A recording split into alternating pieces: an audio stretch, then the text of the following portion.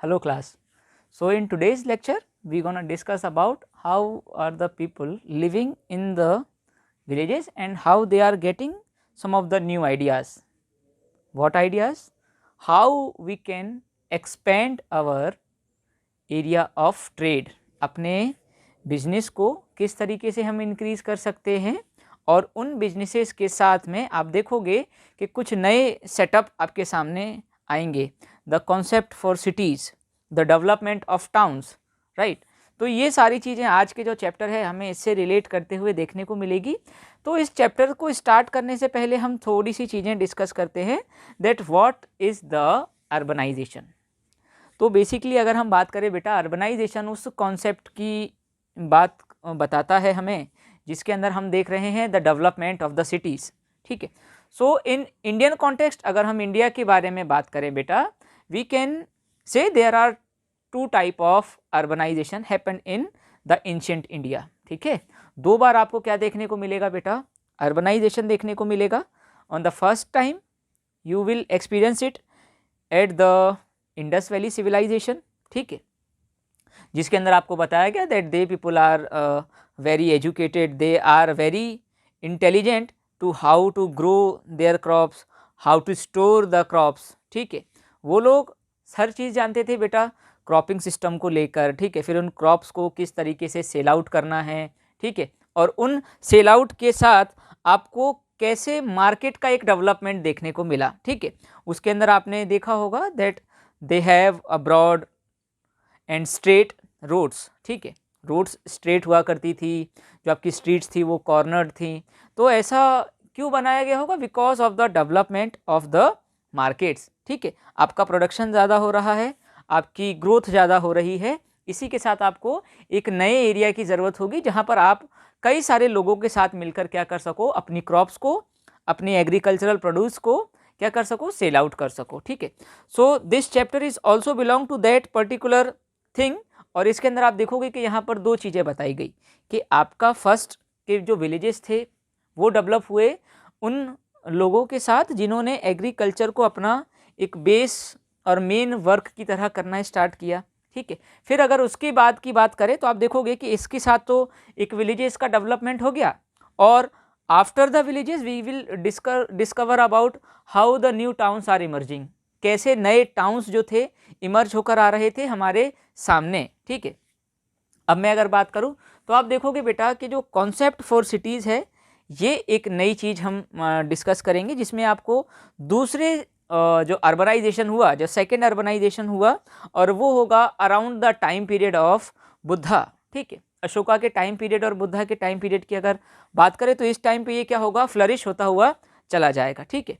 तो इसके अंदर हम बात करते हैं बेटा what are the concept behind the cities. So the first one is increased agricultural activities. यानी कि अब जो आपकी एक्टिविटीज़ हैं एग्रीकल्चरल से रिलेटेड, ठीक है, वो इंक्रीज़ होती जा रही है. ठीक है. उसके अंदर लोगों को क्या देखने को मिल रहा है बेटा कि उनकी जो अर्निंग्स है वो काफ़ी ज़्यादा होती जाएगी. ठीक है. अब जब अर्निंग ज़्यादा हो रही है, प्रोड्यूस ज़्यादा हो रही है तो they will discover a new place to sell out their crops. अब उनको भी क्या करना होगा, एक ऐसे एरिया को डेवलप करना होगा बेटा जहाँ पर क्या होगा, जहाँ पर आप कई सारे क्या कर सको, लोगों के साथ मिलकर अपना प्रोड्यूस को सेल कर सको और कई सारे लोगों के साथ अपने जो बिजनेसेस हैं वो कंटिन्यू कर सको. ठीक है. अब इसके बाद हम बात करेंगे बेटा नेक्स्ट टॉपिक की, वो होगा second point, development of markets. अब यहाँ पर आपने देखा बेटा कि जो मैं मार्केट एक्टिविटीज़ की बता रहा हूँ वो किस तरह कैसे काम कर रही होगी. ठीक है. अब एक ऐसा एरिया बना दिया गया जहाँ पर आप सारे लोग आओगे और वहाँ से अपना प्रोड्यूस को सेल करोगे. एक तो ये चीज़ हो गई. ठीक है. फिर अब हम बात करेंगे बेटा थर्ड पॉइंट की. इस थर्ड पॉइंट के अंदर आप बात करो तो बेटर फैसिलिटीज़ आपको देखने को मिलेंगी. ठीक है. You will feel that they have so many facilities. ठीक है. जैसे अभी हम आगे डिस्कस करेंगे कि तो यहाँ पर क्या होगा कि अब लोग अपने ग्रुप्स बनाना स्टार्ट कर देंगे जिनको गिल्ड्स बोला जाएगा. ठीक है. तो अब आप देखोगे बेटा कि ये जो गिल्ड्स वगैरह का जो कॉन्सेप्ट है, ग्रुप बनाने का कॉन्सेप्ट है, लोगों की हेल्प के लिए फैसिलिटीज़ लेकर आने का जो कॉन्सेप्ट था वो आपको कहाँ पर देखने को मिला बेटा, वो मिला आपको सिटीज़ के अंदर। तो हम यहाँ पर थर्ड पॉइंट देख सकते हैं, बेटर फैसिलिटीज़। ठीक है, चलो अब हमने ये डिस्कस कर लिया बेटा एंशिएंट इंडिया के अंदर कि जो भी सिटीज़ आपकी डेवलप हो रही है वो किस तरीके से लोगों को मनी अर्न करने में हेल्प करने वाली थी। ठीक है, और जो परचेज करने वाले थे उनको एक वाइड वैरायटी ऑफ प्रोडक्ट्स क्या करने वाले थे, सेल करने वाले थे। ठीक है, इसके अलावा अगर मैं डिस्कस करूं बेटा तो कुछ सिटीज़ ऐसी भी होंगी which will develop as a religious centre, यानी कि जो कुछ सिटीज़ होंगी वो आपकी बिल्कुल ट्रेड के ऊपर रहेंगी, नो डाउट। कुछ ऐसी सिटीज़ भी डेवलप होंगी बेटा जैसे मथुरा, अयोध्या।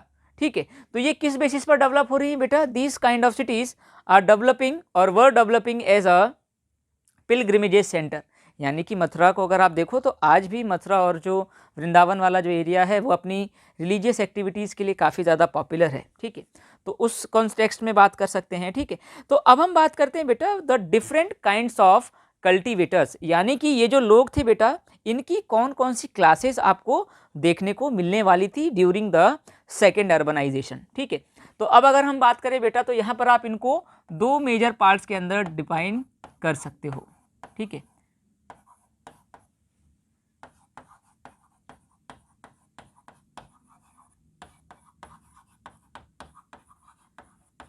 ठीक है, यहाँ पर हमने देखा डिफरेंट काइंड्स ऑफ और डिफरेंट क्लासेस ऑफ कल्टीवेटर्स।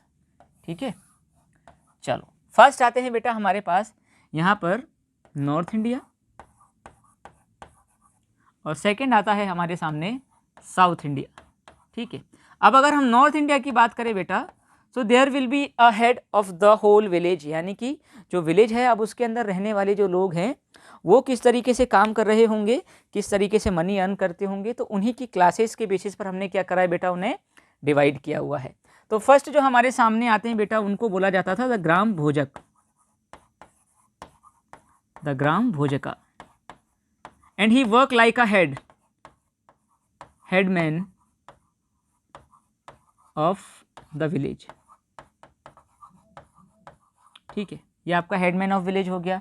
फिर इसके बाद अगर डिस्कस करें बेटा तो इसके बाद आते हैं आपके grihapatis who held some of the land at that time.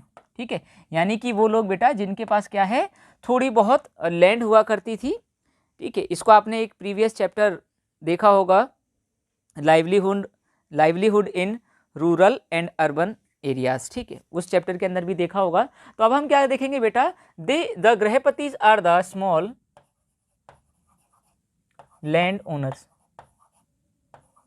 इनके पास क्या हुआ करती थी बेटा, इनके पास थोड़ी बहुत ज़मीन होगी और उसी लैंड के ऊपर ये क्या करेंगे, अपना पूरा जो फार्मिंग है, जो एग्रीकल्चर है, उस प्रोसेस को कंटिन्यू करेंगे। ठीक है, फिर इसके बाद अगर हम बात करें गृहपतिस के बाद आते हैं बेटा आपके सामने वो लोग जिनके पास किसी भी तरीके की कोई लैंड नहीं है and they are working inside the houses of grama bhojaka, inside the houses of nobles. It means कि जो भी बड़े लोग हैं जिनके पास अर्निंग ज़्यादा है तो ये लोग उनकी फील्ड्स में काम किया करते थे या उनके घरों में काम किया करते थे। ठीक है, जिनको बोला जाएगा बेटा दास कर्मकारा।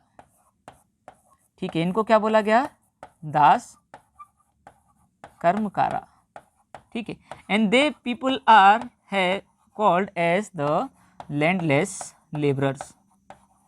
ये लोग कैसे थे बेटा, इन लोगों के पास ना तो ज़मीन है ना ही किसी तरीके का कोई भी सेटलमेंट आपको देखने को मिलने वाला है। ठीक है, तो ये तो रही हमारी किस साइड की बात, ये रही हमारे नॉर्थ इंडिया की बात। ठीक है, अब अगर हम बात करें बेटा सदर्न इंडिया की तो यहाँ पर भी आपको तीन मेन कैटेगरीज देखने को मिलेंगी जिनको बोला जाएगा बेटा, फर्स्ट जो कैटेगरी होगी जो लैंड ओन करेगी जिसको बोला गया वेलालर।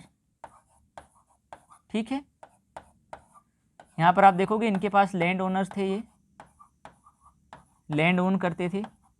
ठीक है, अब बात करें बेटा इसके बाद जो आते थे उझवर और उझावर।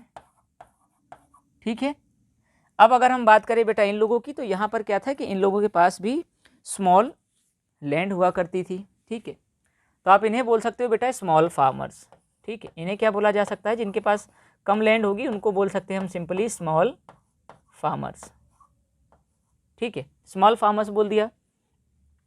अब अगर स्मॉल फार्मर्स की बात करें बेटा तो आपको एक चीज़ और समझ में आएगी कि ये जो लोग होते हैं बेटा इनके पास क्या होता है कि उतनी ज़्यादा अर्निंग नहीं होती है कि ये अपनी पूरी फैमिली को क्या कर सके बेटा इजीली टेक केयर कर सकें। ठीक है, तो आप देखोगे कि हो सकता है कि ये लोग कहीं और भी वर्क करते हों या फिर इनकी कुछ जो फैमिली मेम्बर्स हैं वो भी कहीं और वर्क कर रहे हों। ठीक है, फिर इसके बाद आता है बेटा अदर कैटेगरी जिसको बोला गया आदिमई, आदिमई या फिर बोला गया इन्हें कदई सियार, कदई सियार। और ये थे बेटा जो आपके लैंडलेस फार्मर्स या फिर हम बोल सकते हैं इन्हें लैंडलेस लेबरर्स।